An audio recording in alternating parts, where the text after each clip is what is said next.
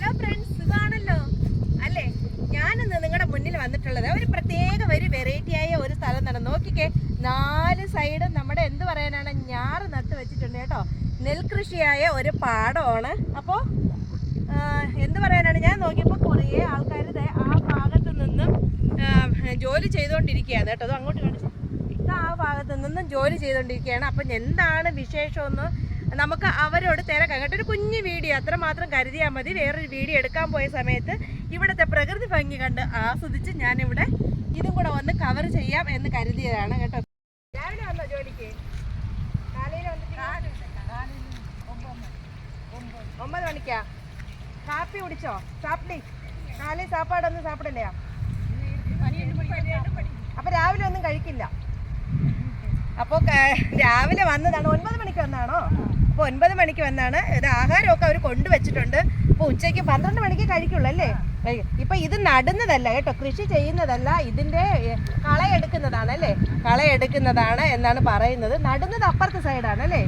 ഈ സ്ഥലത്തിന് എന്താ പേര് പറയുന്നത്? സീതപ്പാൽ. സീതപ്പാൽ. അപ്പുറത്തെ മലയോ? നാവൽക്കാട്. സീതപ്പാൽ. ഇത് കന്യാകുമാരി മാവട്ടം തന്നെ. അതെയോ? അപ്പൊ ഇത് കന്യാകുമാരി ജില്ലയാണ്. സീതപ്പാൽ എന്ന് പറയുന്ന ഒരു സ്ഥലമാണ്.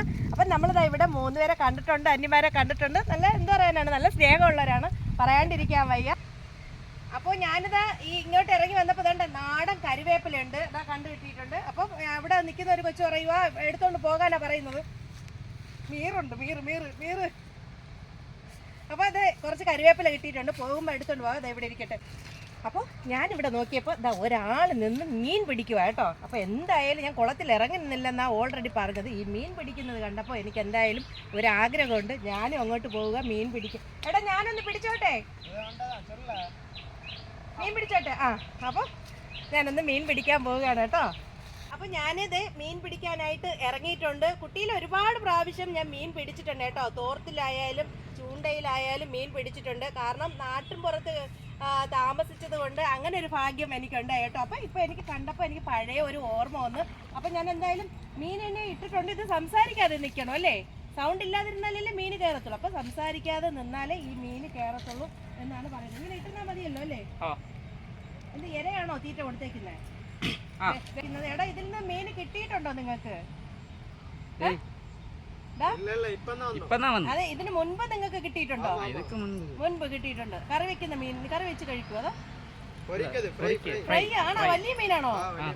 അപ്പൊ ഇവര് ഇതിന് മുമ്പ് വന്ന് മീൻ പിടിച്ച് ഇത് ഫ്രൈ ചെയ്ത് കഴിക്കുന്ന എന്നാണ് പറയുന്നത്. മുമ്പ് വന്ന് പിടിച്ചിട്ടുണ്ട്. ഇന്ന് ഇപ്പോഴും വന്നതേ ഉള്ളൂ എന്നാണ് പറയുന്നത്. എങ്കിലും എൻ്റെ വലയിൽ ഒരു മീനും കുടുങ്ങിയിട്ടില്ല. അതെന്താണെന്ന് അറിയില്ല. ഇന്ന് ഞാൻ പിടിച്ചോണ്ട് നിൽക്കുകയാണെങ്കിൽ മൊത്തം നിൽക്കേണ്ടവർ. എന്തായാലും ഞാൻ അവരെ കൊടുക്കുകയാണ്. ബാ പിടിച്ചോ. അതുകൊണ്ട് നല്ല മാങ്ങ നിൽക്കുക. ഒരെണ്ണം എന്തായാലും ഞാൻ പറിച്ചെടുക്കുക കേട്ടോ. ഒരു മാങ്ങ കിട്ടിയിട്ടുണ്ട് കണ്ടോ. കുട്ടിയിലെ ഓർമ്മകളല്ലേ, ഒരു വല്ലാത്ത നൊസ്റ്റാളജി തന്നെയാണ് അല്ലേ? മാങ്ങ പറിക്കുക, പുളി പറിക്കുക, നമ്മുടെ മീൻ പിടിക്കുക, നല്ല ഒരു ഇത് തന്നെയാണ്. എടാ ഈ വെള്ളം നല്ല വെള്ളമാണോ? എന്തായാലും ഞാൻ മാങ്ങ കഴുകി നല്ല ഇത് മീറുണ്ട് കേട്ടോ. ദേഹം മൊത്തം മീർ കടിച്ചിരിക്കുക. മാങ്ങ ഒന്ന് കഴുകിയിട്ട് ഞാൻ കഴിക്കാം.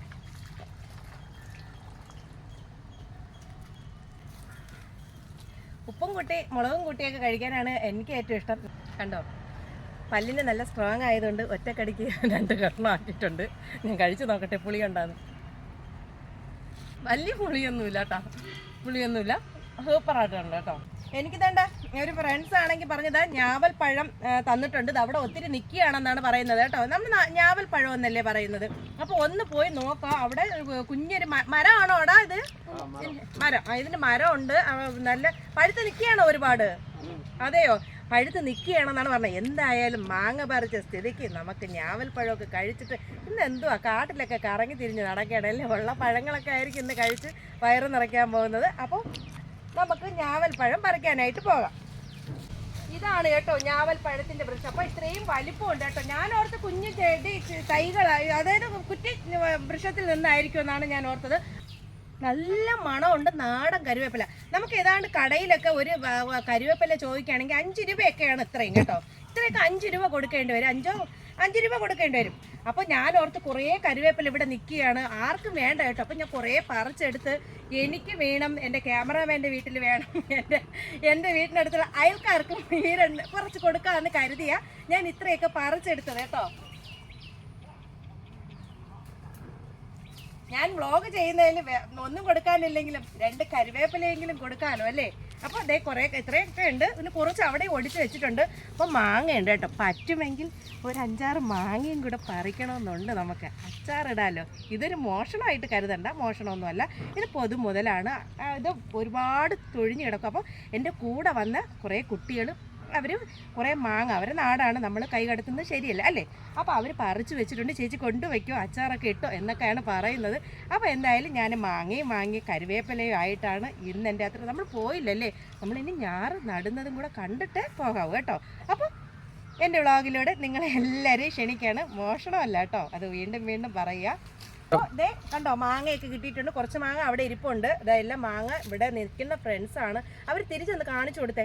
അവർ വീഡിയോയ്ക്ക് വരാൻ ഭയങ്കര മടിയാണ് കേട്ടോ. അപ്പോൾ ഒതുങ്ങിയ പ്ലേസ് ആണ് കേട്ടോ, ഒരു ഗ്രാമമാണ് കേട്ടോ. അപ്പോൾ നമുക്ക് ഇനി ഞാറ് നടുന്നത് ഇതുവഴിയാണ് പോകേണ്ടത്. അപ്പോൾ ഞാൻ നേരത്തെ ഓൾറെഡി കുറേ ആൻറ്റിമാർ ഫുഡൊക്കെ കഴിച്ചിട്ട് അവർ ഞാറ് നടാൻ പോകുന്നത് ഞാൻ കണ്ടതാണ്. ഇതുവഴിയാണ്, ഞാനിതാ ഇറങ്ങി പോകുന്ന ആ വഴിയാണ് കേട്ടോ.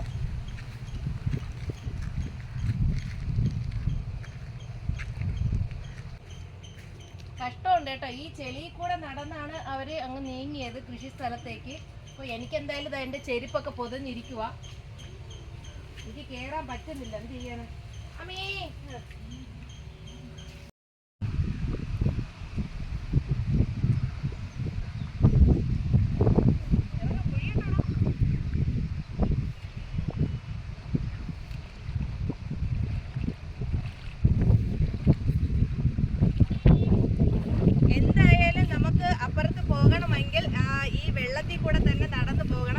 ഒത്തിരി ചെളി വാരി വെച്ചേക്കുവാണ്.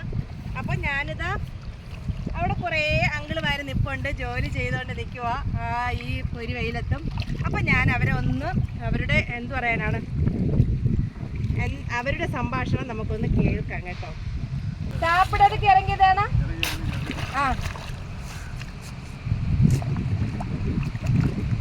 പണ വൃത്തിയാക്കുന്നതാണല്ലേ ജോലി, പണം.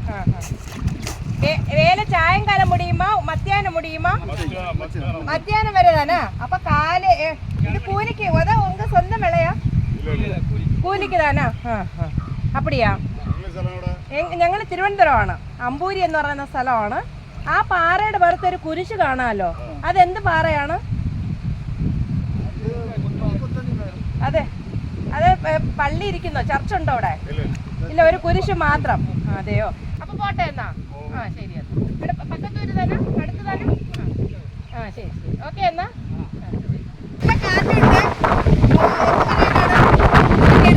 ഒരു അനുഭവം തന്നെയാണ് കേട്ടോ. നല്ല പച്ചപ്പ് നിറഞ്ഞ ഒരു ഭൂമിയിൽ നല്ല ഒരു ഉച്ചവെയിലും കാറ്റും ഒക്കെയായിട്ട് അടിപൊളി തന്നെയാണ് കേട്ടോ. അപ്പൊ ഞാൻ നടുന്നത് ആ ആശിമരം കേട്ടോ, അവിടെ പോകേണ്ട കേട്ടോ, നമുക്ക് അതുവഴി പോകാം കേട്ടോ. ഇത് കൃഷിയിടങ്ങൾ കൃഷി ഇറക്കിയിരിക്കുക. അപ്പൊ ഇത് ചവിട്ടി പോകുന്നത് ശരിയല്ല, നമുക്ക് റോഡ് ക്രോസ് ചെയ്ത് അവിടെ ഇറങ്ങി ആന്റിമാരെയൊക്കെ കണ്ട് ഒരു ഗുഡ് ബൈ ഒക്കെ പറഞ്ഞിട്ട് നമുക്ക് പോകാം കേട്ടോ. നെല്ല് പാകി അതിൽ നിന്ന് ചെറിയ തൈകളായതിനു ശേഷം അതിനെ കള പറിച്ച് കളഞ്ഞ, അതിനിടയ്ക്കുള്ള കളയൊക്കെ പറിച്ച് കളഞ്ഞ ശേഷം അതിത് ഈ കറ്റേ ഇവിടെ നടുന്നത് ഇങ്ങനെ നമ്മൾ കണ്ടല്ലോ അല്ലേ, അവിടെ തട്ട് വെച്ചേക്കുന്നത്. അപ്പൊ ഈ പരുവം ആയതിനു ശേഷം അവിടെ നിന്ന് ഇളക്കി ഇതാ ഇവിടെ കൊണ്ടുവന്ന് ഈ ആന്റിമാര് നടുന്നു കേട്ടോ. ഞാൻ എന്തായാലും നടാനായിട്ട് ഇറങ്ങിയിട്ടുണ്ട്.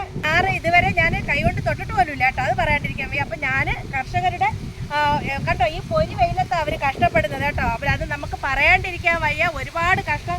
കാരണം ഞാൻ ഇവിടെ ഈ വെയിൽ കൊണ്ടപ്പോൾ തന്നെ എനിക്ക് ക്ഷീണവും തളർച്ചയൊക്കെ വരുന്നു. അപ്പോൾ അവരുടെ കാര്യം ഒന്ന് ആലോചിച്ച് നോക്കി, രാവിലെ തൊട്ട് ഈ വെയിലത്ത് നിൽക്കുകയാണ് കേട്ടോ. അപ്പോൾ ഫുഡൊക്കെ കഴിച്ചല്ലേ ഭക്ഷണമൊക്കെ. അപ്പം ഞാൻ